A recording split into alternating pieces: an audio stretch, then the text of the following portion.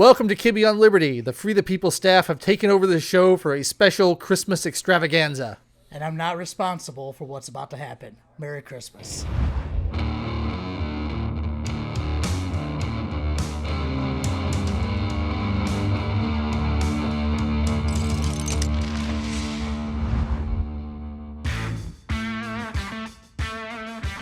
Yeah, we're starting. Oh, we are rolling? Yeah. So I should put my phone away? So get out, trying to do a podcast with my wife and I can't get her off the phone. Are you going to check Facebook while we do this? I was checking invites for the Christmas party tonight. People are coming that weren't RSVP'd, then they're not coming. It's very complicated. Sounds rough. It is rough. Yeah, so I forgot to RSVP. So are you staying for the party or are you going home? I think I'm going to be here. Okay. I don't want to commit to anything. I might not have enough you, food for you, though. Are you saying you're not going to be at the Christmas party? I'm just not starts committing. in like 2 hours. I just don't want to commit via RSVP yet. Oh, you haven't RSVP'd. He's still waiting for, that better offer to come in. The third email will do it. I don't know what's going year. on right now. So this is a typical Free the People meeting where everyone just sort of bickers at each other and ignores each other, and eventually something really cool happens. Well, you wanted to do a Christmas podcast. I just want to drink because we no days off, and we're going to release a podcast. What's a day off? Christmas, which is on Wednesday. Right. Yeah, so this is we're going to pretend that this is Christmas Day. Merry Christmas, everyone. Merry Christmas. Happy Hanukkah. Thanks. Whatever. Which also would have started. Yeah. Yeah. When does Hanukkah start? Hanukkah starts the day after winter, which I'm also not aware of the exact day. Carrots Monday. Starts on Tuesday. No, Hanukkah's Monday. Hanukkah's Monday. Okay, now that we cleared that up. I'm clearly an expert on Hanukkah. So we had a very clear vision, which I've not shared with the rest of these guys, about what we're going to do on the final episode of the first season of Kibbe on Liberty.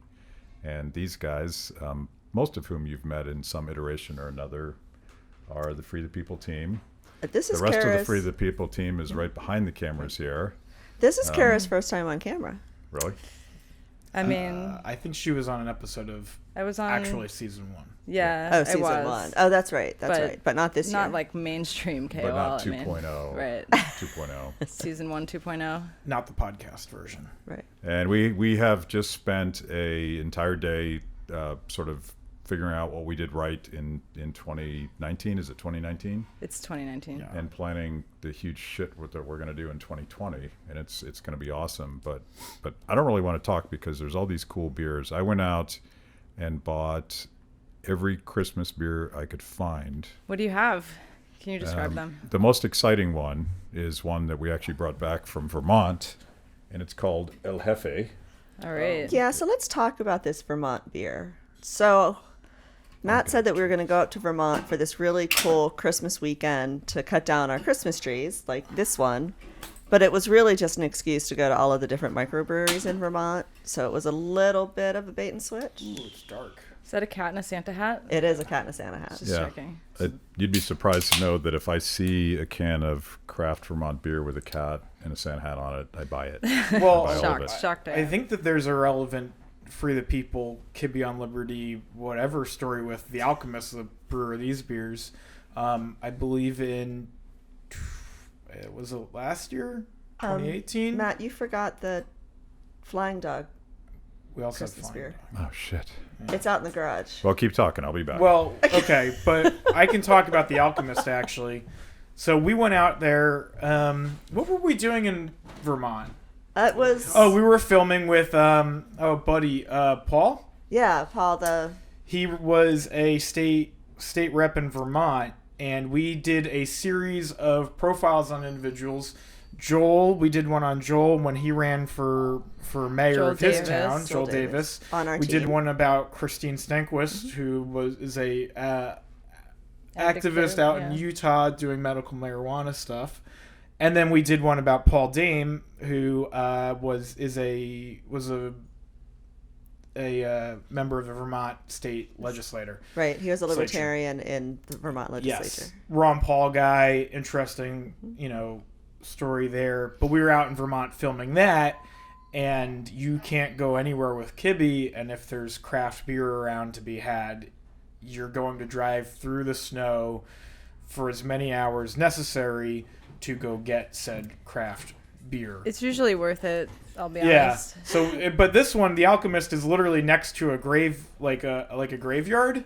Like it's across the street from a graveyard. So then we also shot something about Bernie Sanders style socialism across the street after picking up cases upon cases of Alchemist, because it's like he needs to pack a second car in order to go up to Vermont just to bring back beer.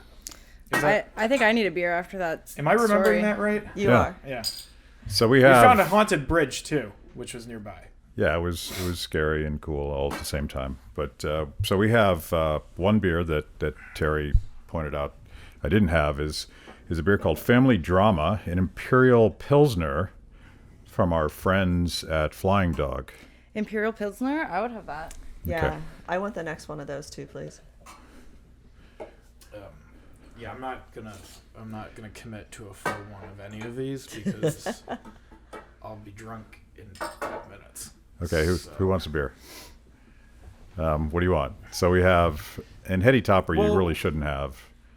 Well, the Heady Topper, that's a question mark. That's not really a Christmas. It's not a beer. Christmas It's kind beer. of breaking the Can you pour my beer? Except, fourth beer wall with that. okay, Princess. This is really good.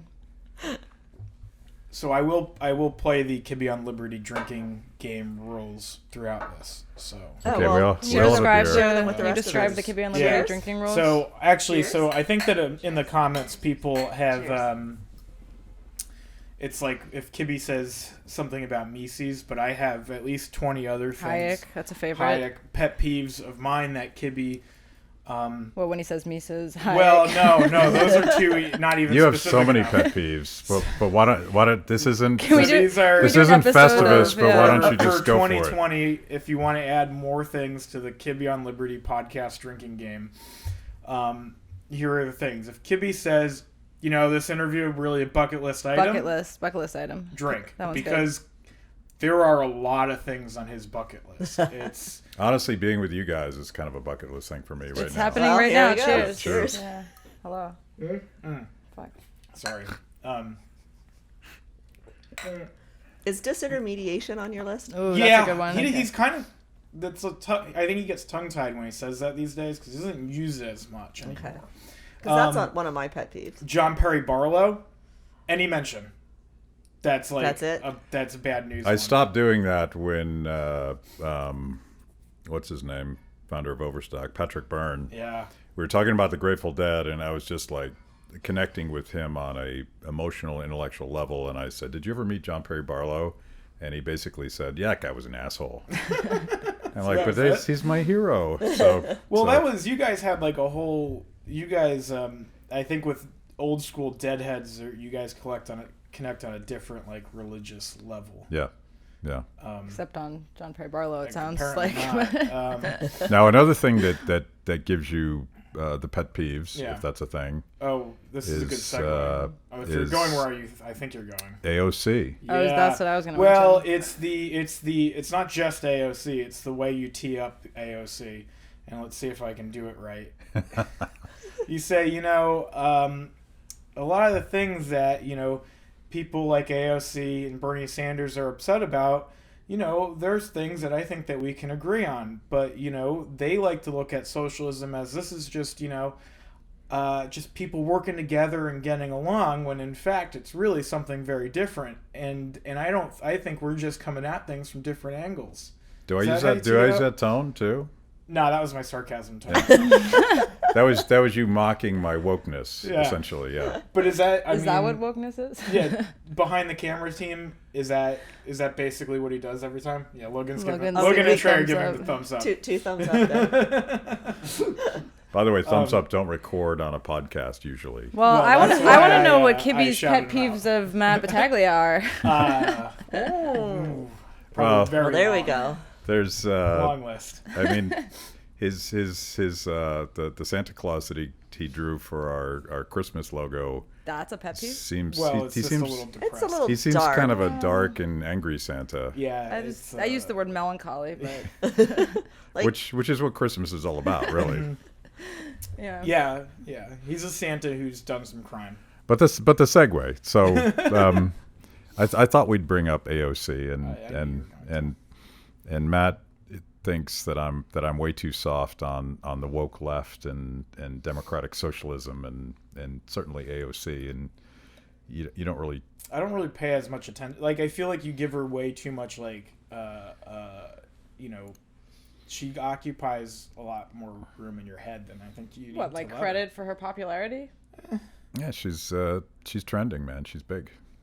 Should she just become the congresswoman who cannot be named so that we don't give her any credit? Well, I think that everyone left and right, what ends up happening is, like, we focus on, like, this, on, like, these personalities to the point of, like, they don't have to do anything. They're just constantly in headlines, and they're just they just exist. It's, like, just this friggin' hole that we dump a lot of takes into. Well, she's definitely a personality, and obviously anybody on social media that trends, it's more about the cult of personality than ideas or philosophy or anything like that. But she does definitely connect with an audience that I think is trying to figure stuff out. And so I'm not really soft on her. I think I'm soft on people, particularly young people that are trying to figure things out, and they're looking at all the crazy stuff you see on social media, and you're like, I don't even know where I fit in this whole world. Well, she's doing some of the same things that Donald Trump did, honestly, on social media. She's filming videos of herself, doing things out of the, unexpected that a normal politician wouldn't do. She's got videos of herself drinking wine on her Twitter and her Instagram and rattling off her thoughts on things. That's not directly what Trump did, but he used social media in a different way than anybody else. Did she Photoshop her head on to Sylvester Stallone? Because that would be cool. I mean, we'll see what happens next year. Who knows? Yeah, it could happen. Or Rocky Wonder is Woman. Great. Well, but I think the thing that you want to talk about, though, is we don't want to talk about AOC. We actually want to talk about, there's a lot of people who seem to be hungry for ideas or, like things that explain ideas to them or offer up a different solution to things than what's present. Yeah, or who maybe don't fit into these two boxes. They're not subscribing to either of these two mainstream ideologies, right? Political parties. So that's why, like, people that watch this show probably realize that compared to some of my colleagues at Blaze TV, what we do is different, and not just because we're now 15 minutes into a podcast about nothing, so it's very Seinfeldian. But we're drinking beer, so that's kind of cool. Did you say Seinfeldian? Never heard. That's amazing. So that'll be Matt's trigger word for next year. I'll describe everything Seinfeldian. I like Seinfeld, though. Well, it's finally something we agree on. Who doesn't like Seinfeld? I like this one's good though. This is what's it called? El Jefe? El Jefe. Yeah. Which must be the name of, like, the brewery cat at the Alchemist, but it's a style that used to be really big in the 90s. It's called a black IPA. Well, they just call it a dark one. It's just dark, but are they not allowed to say black IPA anymore? I didn't say that. You said that. But a black IPA is basically a dark malt that's hopped aggressively.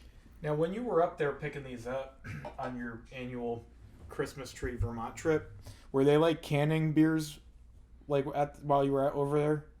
Not at the moment, no. Oh, okay. Because that's the best time to go there is when you're canning them, and you gotta just stand there and you talk to the guy who's canning them. And you're like, hey, what you got there? And then they just start pouring you beers off the line, and you can just stand there and just be hammered in moments. Because they give you the little tasters, which are great, and they're freebies. But then you go and stand on the line, and the guy's like, here's a full beer, and it's like, that's awesome. They were pouring full beers when we were there. For not much money, like just a couple bucks a glass. So that was kind of nice. But you bring up another problem that we have with Battaglia is he's used to drinking. I guess you call it beer, but it's really water. I like. What are you doing, dude? What did you do to that? I don't know. Having a mic Gravity, situation. Man. There you go. We'll fix that in post. Now, what are we talking about? Let's talk about something serious. So we just had our annual meeting of Free the People, and we talked about some of the cool stuff we did this year. But give me some highlights. You were like all animated about this stuff. Yesterday. yesterday you were. So you're not animated today? You don't remember. This is the most animated he's been all day. I did see him napping earlier while the rest of us were working. Give us a little behind the scenes. Yeah, that's what I'm getting there. Everyone's, no one's letting my brain. This is No gonna, one's letting you this is talk? going to be one of those Joe Rogan Catch 6-hour specials. to anything. And Elon Musk is going to whip out a joint at any moment here. We just released well, today I was the going- Hong Kong video. That's pretty cool. I'm getting there. If What are you waiting for? Come on, Matt. I'm going to get another beer while you get sort of Yeah. perfectly comfortable. Right? Go kind of sequentially. So talk Yeah, about I was gonna start at the beginning. I kind of looked back at the it's like a year timeline. in retrospect. You know? that's You're gonna let him go through the year in retrospect? We're going to be here till tomorrow. Why don't we just replace Matt with Sam? Do it. Jesus. Holy crap! So I was looking back. Whenever you're ready, Matt. Whenever you're ready. So I want to start though. We did win an award for a short documentary that we put together. Trey and Logan were kind of the primaries on this and did a great job on it. It was called The Right to Bear 3D Printers. And that's sort of like, just looking back, that was sort of like the beginning of our year was releasing that video. We also, in conjunction, released the State of War video with Thomas Massey and Rand Paul and Emma from Cato. And, so I think that we did start out strong. Both of those videos ended up in the Anthem Film Festival. Unfortunately, they were both in the same category. So that meant that one of us had to lose. Is that your spin? I was unfortunately Trey and Logan. He lost. Trey and Logan Yeah. crushed your video. and- Basically. Yeah. Trey Also and then edited- Trey edited State of War, so Trey was both a winner and a yeah, loser. you defeated yourself. Nice job, Trey. Because we are so good that we just like crowded the entire field. Yeah, no, we did. Yeah. So the other things that we released, we did a trip to Serbia, and we released a couple of videos from that trip. So we did a freedom trek, which was I think a little bit bizarre.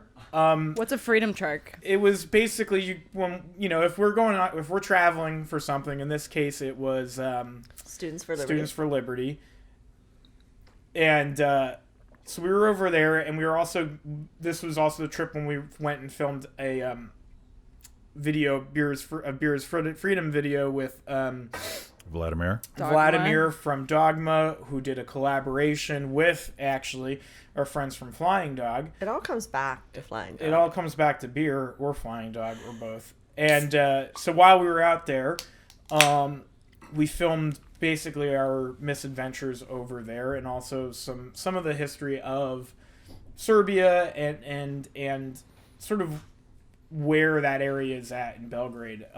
Where we talked to our friend Petar. Good dude.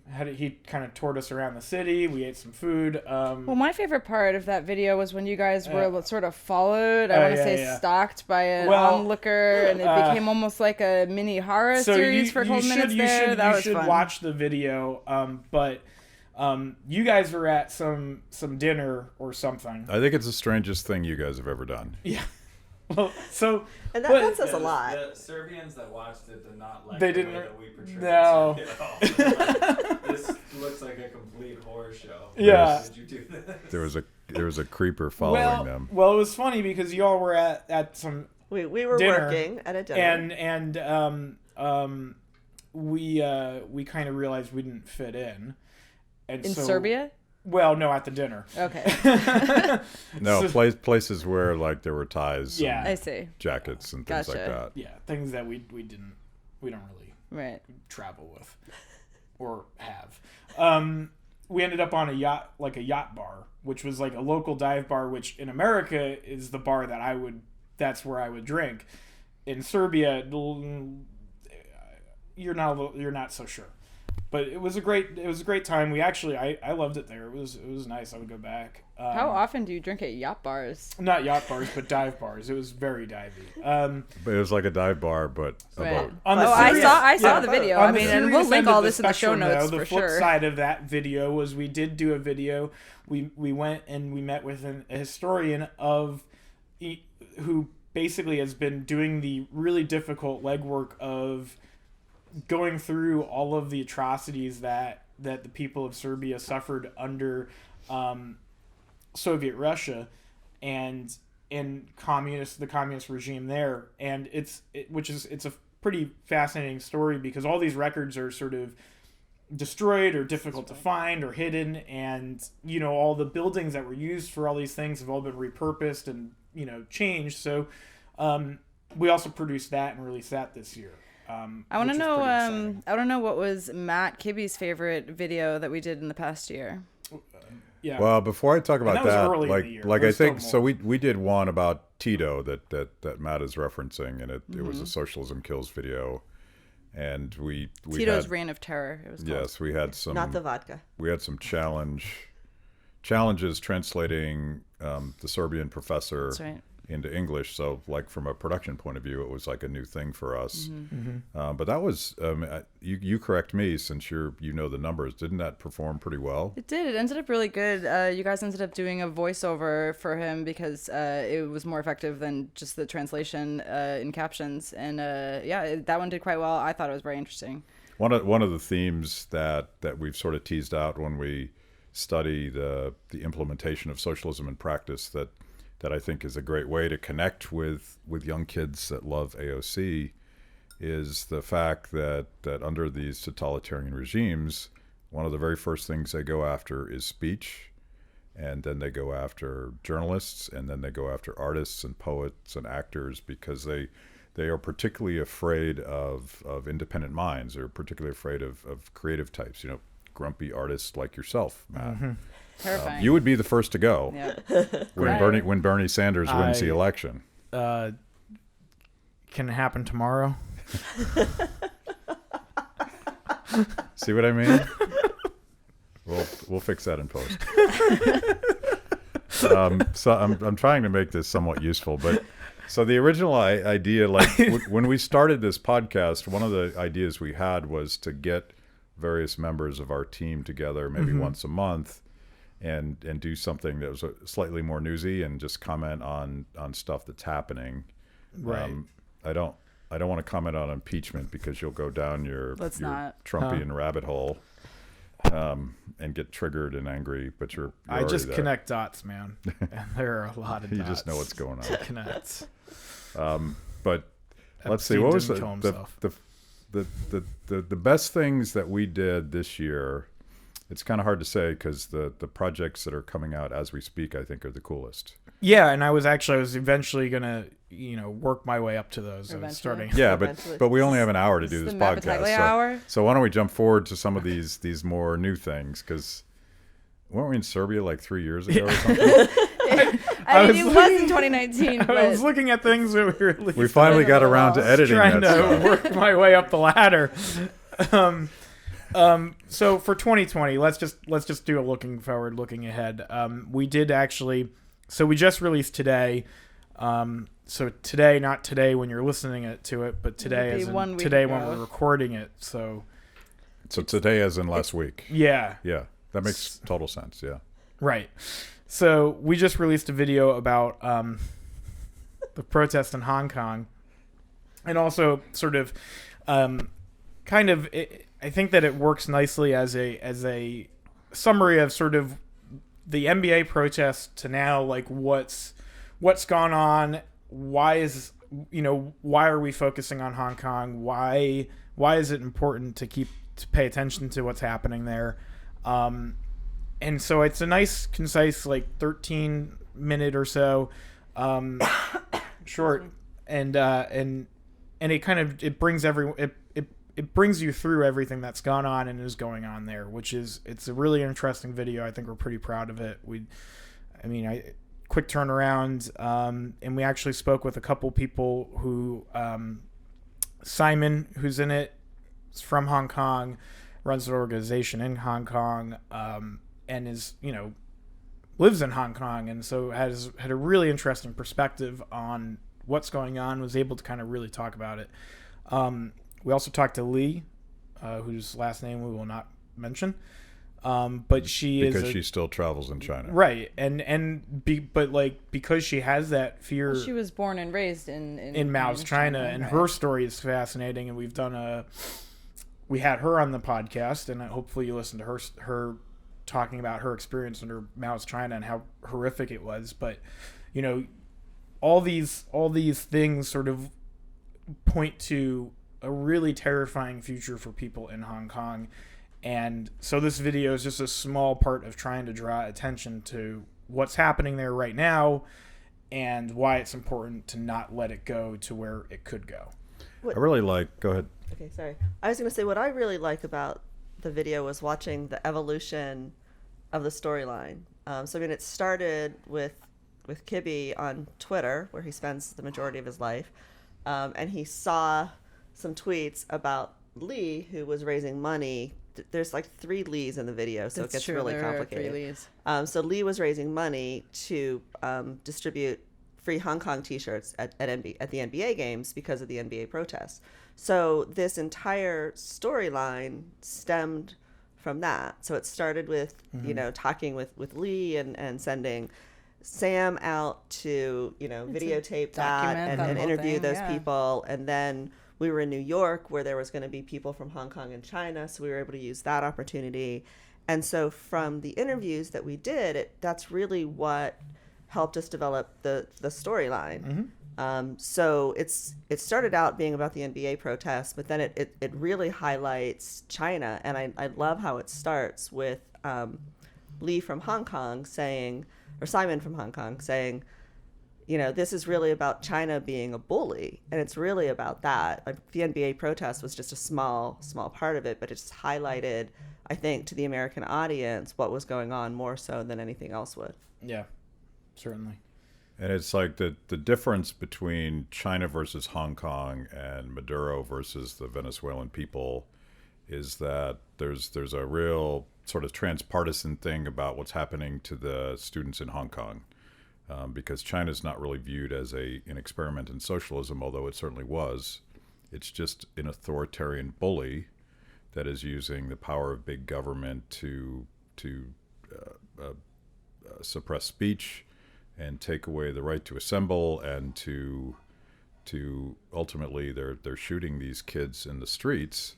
So there's a path to get to why things like the First Amendment and the Second Amendment and the Fourth Amendment matter so much, but it's not this sort of charged like socialism versus whatever it is that kids are calling it today. Right. And, well, if you're listening to this and you want more on it, there's obviously the video that we did on Hong Kong. We actually did a couple shorter videos before this one on the Hong Kong protests. We have some great interviews too about Mao's China. Yeah, we have the extends, interviews with from Lee earlier in history than this, of course. That's true. We have a video that Sam did about the China Socialist. I think it was titled China Socialist. There's going to be so many links in these episode notes. But also the episode before this episode was a interview with Lee and Cyan, talking about their involvement with the shirts and everything, and the protests, and then also talking about some of the people that they've met who've traveled to China or from Hong Kong or have family over there. And so that's also a really interesting episode. So if you didn't listen to it, you should check that out. Kara mentioned this, and I don't do that much of this on the podcast, but there is an archive of all of our stuff at freethepeople.org, and you could follow us on our YouTube page. Yep, youtube.com/freethepeople. Where do you find our stuff, Kara? I mean, we have the Free the People handle on pretty much every social network. So Free the People, find us on YouTube, on Facebook, on Twitter, on freethepeople.org. On Amazon. We've got a lot of our Mm-hmm. videos on Amazon Prime. So this Hong Kong video these guys are talking about is going to be up on Amazon Prime. So you'll be able to search for it there on the Free the People channel. The video is titled Free Hong Kong. We've got our stuff on Roku too. So some of our sort of best and longest and biggest projects go up on Amazon Prime and Roku as well. So you can find a lot of our content there if you like to watch on your TV. Yeah. So you're I didn't introduce any of you guys, No. which is potentially a failure on my part, but Potentially. but Kara, you're our Chief Technology Officer and Vice President of everything. I don't know what your title is. Is that exactly. my official title? Vice President of Thanks. everything. Apparently, you were just promoted to Vice President of everything Oh, on well, the show. happy holidays to me. But our team is sort of divided oversimplistically between people that focus on creating beautiful video content, storytelling, and things that we think resonate with young people. But the other half is actually giving people a chance to see our stuff. So talk a little bit about our distribution strategy and how it is that we're trying to reach audiences who don't just travel in this conservative bubble. Sure. I mean, as you know, Matt, we try to reach people where they already are. So if people want to watch our stuff on Facebook, it's there. If they want to watch it on YouTube, if it's there. If they want to watch it on their TV. Now we're getting more into channels that are available where you can find it, on your streaming services. And so, our audience is made up, of people of all ages, but more and more young people over the last couple of years. I mean, that little bucket of people is getting bigger and bigger, which is pretty cool for us because we're all relatively young, and that's the kind of folks we want to have the most influence on. And so it's been really cool. I mean, we've all been working together for quite a while, and our distribution has just evolved over time as people's preferences of viewership change. We kind of keep, changing ourselves to meet those needs and have people be able to find our stuff wherever they like to watch. The thing we sort of watched so we're pursuing young people wherever it is they consume content, and the thing that we saw, I guess years ago, was that they were fleeing Facebook or not even signing up in the first place, because that's where olds like me hang out, and they go to places where they can curate the content that they want to watch and stream it sometimes for hours and days on end. Oh, so sure. this People idea like that young to- people don't have attention spans is ridiculous. No, young people like to binge watch stuff. And so now, we try when we come out with new series and all that. I mean, more and more, over the past year or two, we'll sort of hang on to it and release everything in one burst or release it in quick succession so folks can, kind of binge watch it like that.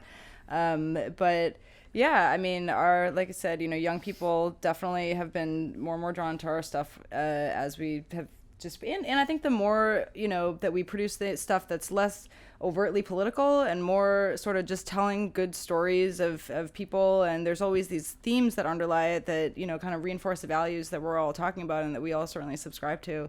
But those are the kind of things that everybody's receptive to, and certainly young people. It's storytelling. It's an interesting story about somebody that they can relate to. So that's what we're all trying to do, and that's what we do on the distribution side as well. So segue, I would like to mention our restorative justice documentary that is not released. We don't know when we're going to release it yet, but you That's guys your are going to pitch? come up with a really good your- plan for distribution, right? Right, but I'd like to talk we a want little to bit hit the about film it. festival scene, though. I mean, that's Yes. why we haven't So- had a definitive online release yet. Is Yeah, because we really want to get it all over the film festivals. So- It's a pretty cool doc. If Sam could at least stand in front of a camera and just Well, restorative justice is in the world of, Camera. in the criminal justice, Actually- topic. But you're going to have to describe Sam, what sit that down. means. I want though. Sam to sit down. I want come Sam over to here and talk about it.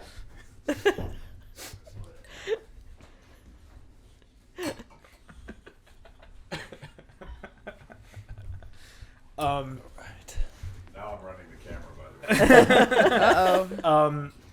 Sam, introduce yourself. Hello, my name is Sam Martin. I am a creative director, I guess, here. I do a lot of editing, a lot of cinematography, directing. Yeah, lots of different things. Producing. You make Producing. videos? We'll Make kind of do a videos. lot of things. Yes. We do. So I want to talk about the Restorative Justice Project. Yeah. Can you guys explain what restorative justice is? Because I didn't know what that meant until we did this project. Oh boy, can we? I think we've gotten pretty good at it. So Let's see. I mean, I think that just to kind of set the table a little Yeah. bit, we basically received a grant from a program to do a documentary. Yes. And we were kind of, I think that we as a group, and I'm pretty sure that we've done some KOL episodes on, criminal justice reform. And I think that this is a topic that a lot of people in America are interested in, and it's something that's in need of solutions. And so I think we found this program, this philosophy called restorative justice, and we decided, okay, that's the thing that we should make this a documentary on. And Sam just sort of really dove into research, so I think he's a way better person to talk about what it's about. Yeah, well, restorative justice is this really cool new kind of justice system that we found, and we're all about personal responsibility and at Free the People, and we love these different ways in which communities can come together to solve problems where you don't need the government involved. And restorative justice was this perfect example of that, where it's not a top-down solution, you don't need a court, you basically just need a community that wants to get involved in helping victims and offenders solve problems and talk to each other and get through different issues, and it costs almost no money, and it brings together community members, and it really shows how everyone in the community is involved in the justice system. It's not something that you're kind of, it affects everybody, basically. Yeah, and I think the interesting thing with it too is that basically, in order for someone who's committed a crime to even go into this program, they need to take responsibility for the crime that they did. So if you're trying to get out of it, you can't go into it, because you have to basically own up and say, okay, yeah, I did that thing. And it actually takes much more work than the typical justice system, because you have to own your crime, and then you have to confront your victim, and then you have to be accountable to the entire community, and then you have a whole list and contract of different things that you have to complete by a certain amount of time. So It's actually much harder than just going to jail. But isn't it true that in the places that have done restorative justice, there's lower rates of recidivism, right? Folks returning Correct. to jail. Right. There's more Right. trust in law enforcement. There's a lot of really positive results that don't exist with our current justice system. And it's not right for every crime, but it seems like it's been very successful with many crimes. So we profiled this town of Longmont in Colorado for this documentary, and they have, we spoke to a number of people with different programs across the country, and sort of Longmont's seems to be they've been around for, I think, 20 years, 10 years, 10 years. The restorative justice program, something like that. Since 2000s, early 2000s. So 20 that's years. 20 years. So they have a history. So they also have all the data to back up all the work that they're doing.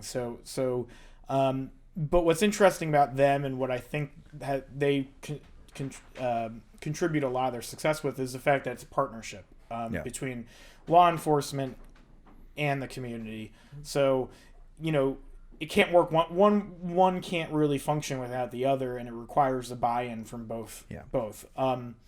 But I mean, this was a really exciting opportunity for us, because I think that we kind of got to flex muscles that we hadn't used before, and that this program is not it's not a partisan thing, and the people in it were not people, I mean, they weren't people that we knew before, and if you look at a lot of the work that we've produced it with generally with people that we've known and had experiences with it. And we went and kind of airdropped into Longmont, and we had no connection, and it was just a series of different relationships, and we were referred to different people, and they referred us to people in this tiny town we had never heard of, and then we got to know, I feel like a lot of people in this town, and they really embraced us, and wasn't a world we're familiar with, because I think what they do really well, like you said, it's completely transpartisan, which is something that we really want to do here. We want to come up with solutions that everyone's on board with, because that's kind of what we do in life. And everyone in the restorative justice program, they're more progressive, more on the left the lefty side of the spectrum, and it then wasn't everyone in even the about police department politics. were conservatives. So I mean, and that was but it wasn't about politics. Like none of them. There was never really that wasn't the frame for any of this stuff. nothing was political. It yeah. was almost. It was. I mean, I think that the chief there, Mike Butler, put police it. chief. Yeah, he put it nicely and said, what was it? What was his line? Was the two greatest human tools are for forgiveness and Apology and forgiveness. Yeah, which is it's a fantastic little. Yeah, it really thought. it really brings us back to basics, I think. And that's what restorative justice is all about. It's what was used, it's what Native American tribes used, it's what was used in the Old Testament, It's like these ways of like, as a Making community, it you right. come together and you just figure it out, you Right. Because you can't. I mean, and the problem is that or the thing that restorative justice does well, and what we kind of learned a lot about was the fact that it's about rather than you're not trying to ostracize someone and kick them out because then you create more problems, Right. and instead it's about okay, you did a bad thing, you have to make that right. But then moving forward, Right, but this shouldn't How are destroy you- the whole rest of your Right, life. and It that's the doesn't point. need to It's be- how there was can some you- quote from the film that was like the worst decision you've ever made shouldn't define you for the rest Right. of your Yeah. life. Yeah. And- Yeah, and And- what I like about the program is, we hear so much about, well, he's paid his debt to society. Well, if Sam stole your wallet, Sam doesn't have a debt to society. Sam Right. has a debt to you. Right. And restorative justice evens that out, and it pays you back in a lot of different ways, because at that point society hasn't been harmed, you have, and now you're Right. made whole. And I Exactly, think that's yeah. really critical. Well, and I think that's the reframing that it does is it's like in most justice system, the justice system generally, the victim doesn't have a voice at all. Right. Yeah. The harmed party is generally just the state, and what the state doesn't need anything. Right. Terry, talk a little bit about like our ambitions for distributing this thing, like sort of trying out some new stuff. Does the audio pick up from these guys off camera? You got that. Yeah, you got. Yeah. There's a mic on the top of Oh, that. okay. I was just Kibbe, wondering. just move kind of closer to that camera. Or There. come sit on the floor.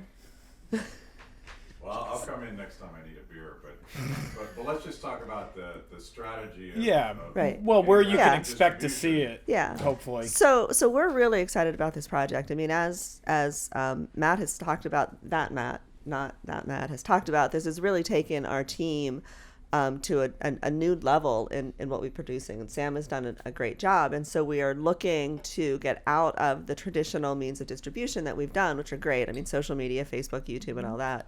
But we are exploring now various film festivals across the country, and we're really hopeful that those will pan out. I think we already made it to the semifinals in one or two that you submitted to. Is that correct? Yeah. Okay. I think So- it's. Yeah, Yeah, just to add on okay. to that, I think it's just it's a really timely topic right Right, now, and I yeah. think it's personally think it was well produced, but I also just think it's a topic whose time has come. So Right. it's Yeah. really Yeah, and we're also, yesterday in our annual end of year staff meeting, we were talking about what to do next with it. I mean, we have a great product, but there's a lot of other stories to be told, and we're really hoping to be able to expand this and take it to our first feature length documentary, which is really exciting, and that would encompass us, and it's a challenge, but we would love to find someone, both an offender and a victim, who are willing to let us film this and follow their journey. So this isn't us just parachuting into some town for a day or two. It would really, it's months of, the process takes months, right? oh yeah. Yeah. So it'll be a Definitely. really exciting project that we're hoping that we can pull Continue off. building. And I don't say this very often, but our team is pretty awesome, and so I think that we can actually pull it off. I think Did so you guys too. hear that? and it's on film. And it's on film. Yeah, so hopefully you'll be able to watch it. If you're listening, you'll be able to see it soon. But we'll and stay tuned to Kibbe on Liberty. keep an eye out. We'll or be all doing of a our premiere pages. Yep. at some point, and Yeah, we'll that'll announce be it too. I mean, we, Yeah. we Free the People has a pretty cool email list where we announce all Yes. this stuff too. Which So you if can you sign up sign there, up just at for. freethepeople.org, we'll announce this documentary as well as all of our big projects that we do. Post updates there. Yeah. Keep people Yeah. informed. So, Matt, do you want to come back on and wrap this all up, or are we going to just keep going until like New Year's? Before I come back on, just talk about some of some of the vision for 2020, because the evolution here is less sort of ideas-based stuff that's comfortable to our existing audience, and really trying to connect with audiences outside of the libertarian conservative bubble. Right. And so if you look at where we started and where we're at with restorative justice, talk about the future. Yeah. So I guess to reiterate, if that didn't pick up on audio, Kibbe wants us to talk about the future. But I think that one of the things that we're looking forward to doing in 2020, and I think that this restorative justice documentary was a great step in this direction. And some of the other projects that we're looking at for next year are going to further push us in this direction. But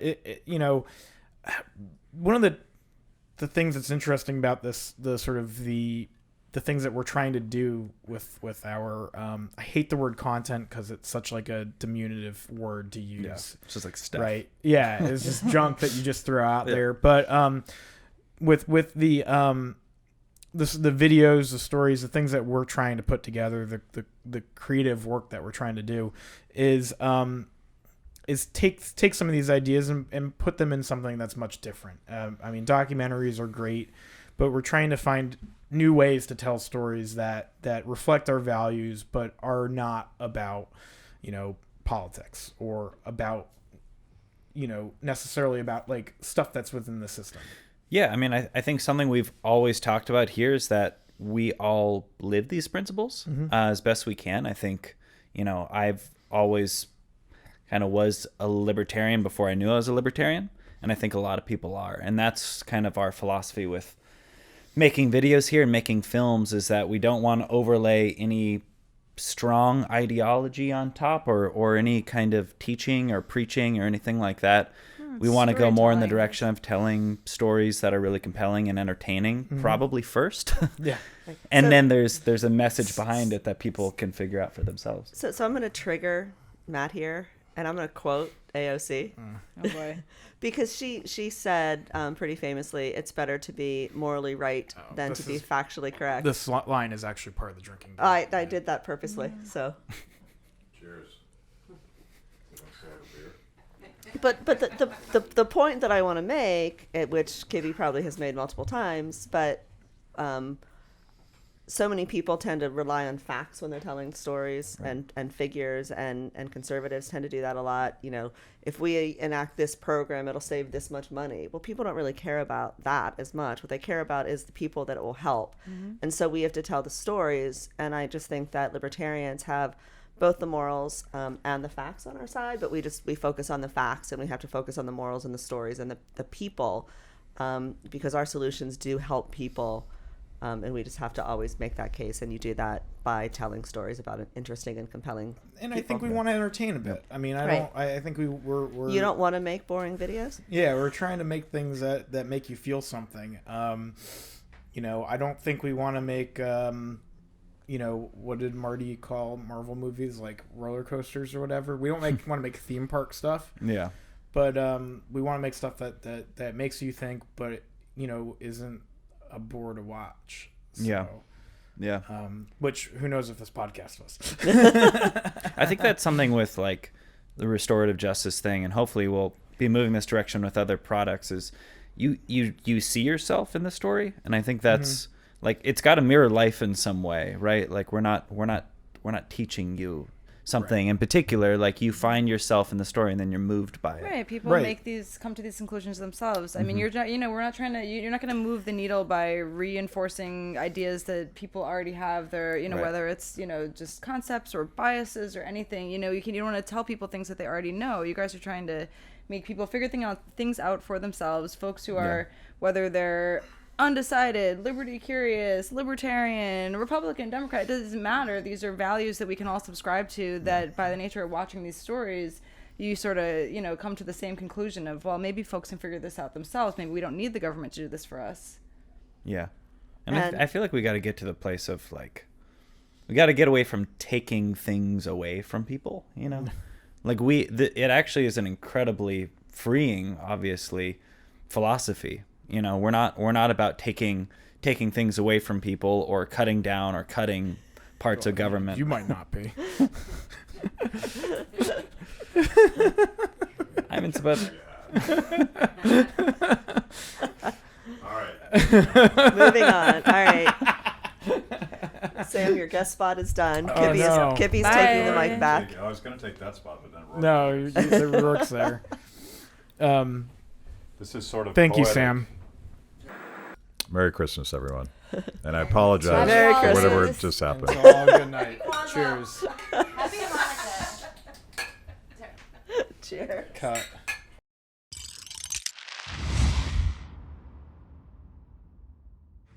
Thanks for watching Kibbe on Liberty. By now, you know this is the most important event of your week. So make sure you subscribe on YouTube. Click the little bell so you get notifications. Kibbe on Liberty, mostly honest conversations with mostly interesting people.